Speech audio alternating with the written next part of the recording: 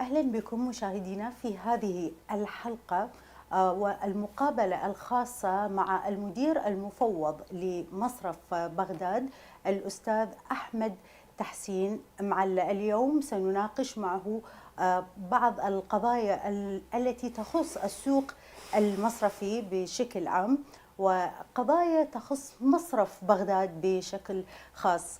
أهلا أستاذ. أهلا وسهلا.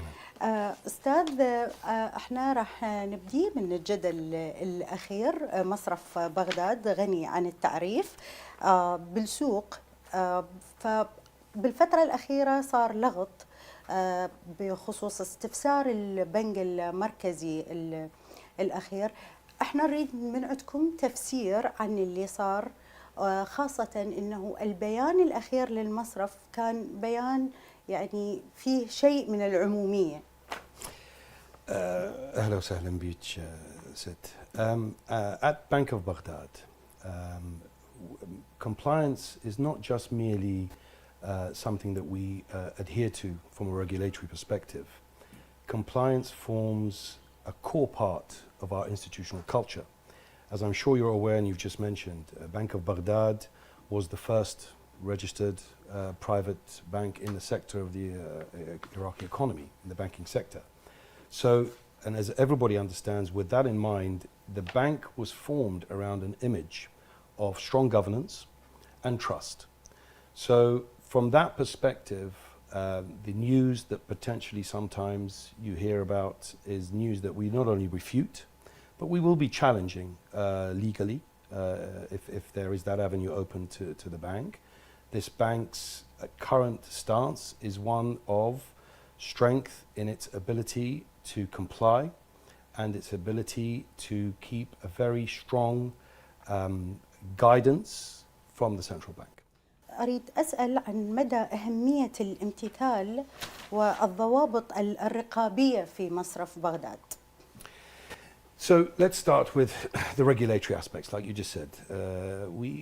Our anti-money laundering, our compliance divisions form the actual basis of how this bank is run. It's the foundation of how this bank operates. So whether it be through various departments of the bank, whether it's foreign currency transfers, whether it's credit issued letters of credit, letters of guarantee, any of the products that we have at Bank of Baghdad pass through a rigorous and very audited process, which is compliant and also at the same time, I would say, has a view that we try to adhere to not only local but international standards. If I may just tell you that since my tenure started at Bank of Baghdad, where already prior to myself being here, this bank had the most correspondent international banks as relationships. We have grown that portfolio. We are now on the cusp of being onboarded by 3 very large European banks, and we continue to search for international banks to be onboarded by them to become correspondents. What message this should carry is that we are adhering to international standards of compliance and anti-money laundering, as well as local through the Central Bank of Iraq. أستاذ، تحدثت قبل شوية عن الالتزامات وأنه كيف أنه أنتم خاضعين لأوامر الامتثال. ممكن تقول لنا أنه هذا كيف ينعكس على علاقاتكم الدولية وشبكة البنوك المراسلة؟ Yes, so the main aspect behind this strategy is that we are trying to internationalize Bank of Baghdad. We are not just a bank that serves the local economy. We would like to act as a vehicle, as a window for international finance to access the very lucrative opportunities in the Iraqi market.